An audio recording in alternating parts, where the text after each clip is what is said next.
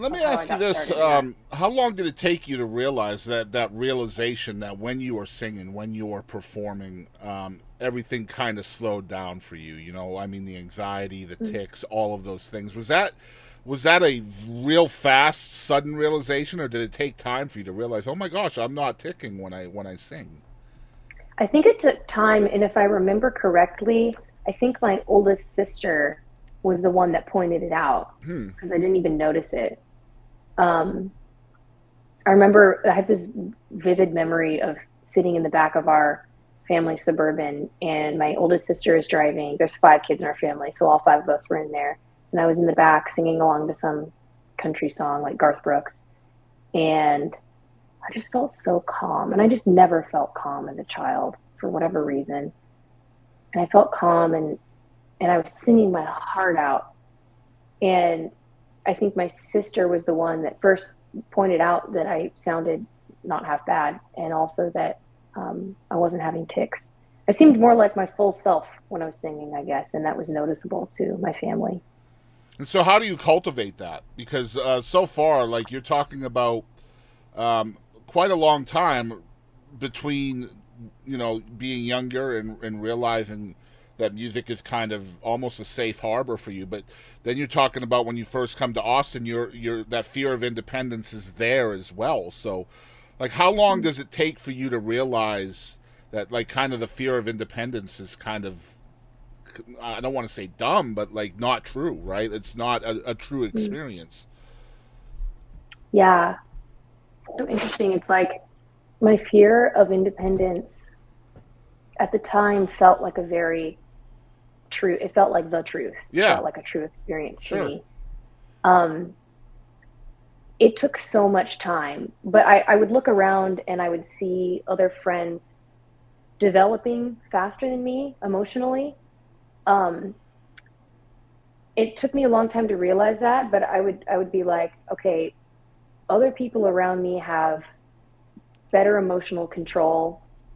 They understand, like they know how to communicate their feelings better than I do. I understood a lot. I was intaking a lot, but I wasn't able to communicate very well.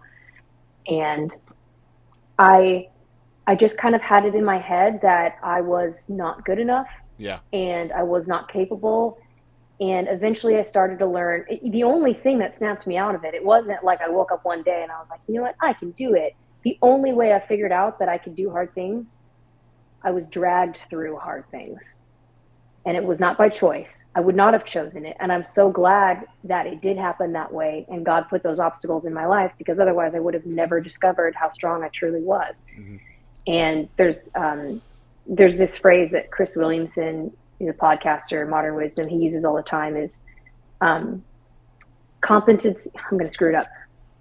Uh, Competency. Shoot, I should have prepared it. I don't remember. It has something to do with like consistency begets competency or something like that. So basically, like the more you do things, the more competent you become. Yeah. You don't just because I would look at other people and I'd be like, well, they're just smarter than me. They're just stronger than me.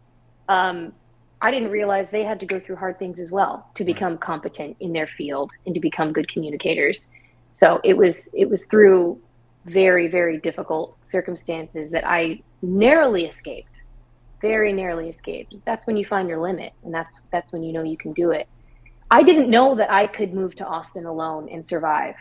There were a couple of months where I almost didn't make rent.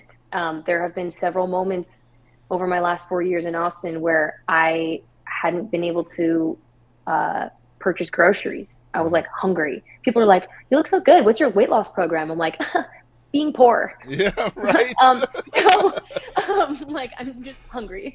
So there have been a lot of moments where, like, those voices came back. Yeah, see, you could never do it. You were too weak. You were right. You're not independent. And you just have to kind of like drop kick those voices out of your brain because it's like you have no choice. Like, Yeah. what was I going to do? Move back home? I could, wouldn't be the end of the world. But I wanted to see where my limit was. How far can I take this thing? And that's how I learned independence. And I am still learning this every day. I'm not like sitting here in front of you saying, Yeah. I am the most strong, independent woman there is who don't need no man. Yep. Like, I still want love. I still need support from my community.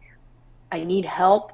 But I also know that I'm capable of a lot more than I think I am. Let me ask you this, because everybody has that voice, right? And we call it imposter syndrome, right? At least I do. I call it imposter syndrome, and I feel like probably the only people that don't deal with it are probably narcissists, right? But Yeah, you know, uh, probably, yeah. but I'm curious over time.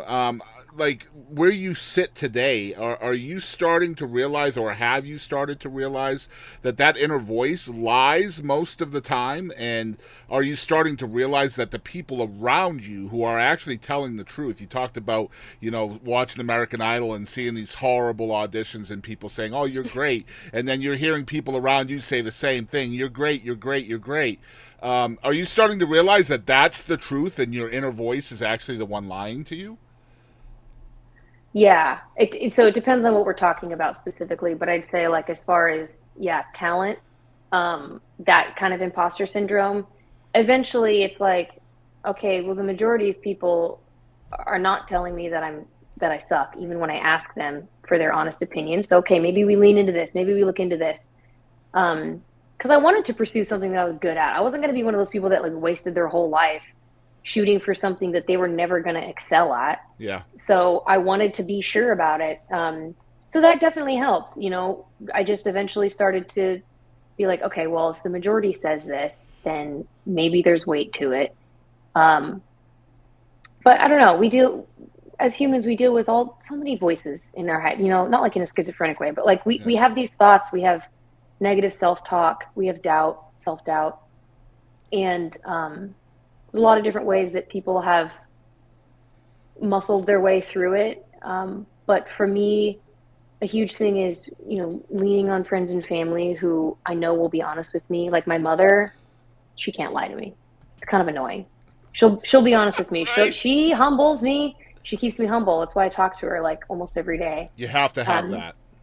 yeah, and so Yeah. that's been really important for me. So if my mom is saying something about me, it's most likely true because she knows me better than any other human. Um, and then beyond that, like a massive part for me has been my faith journey and trying to sort of sift out which one is my voice, which one is God's voice, which Yep. one is the enemy's voice, which one is just other people around me, and trying to seek truth.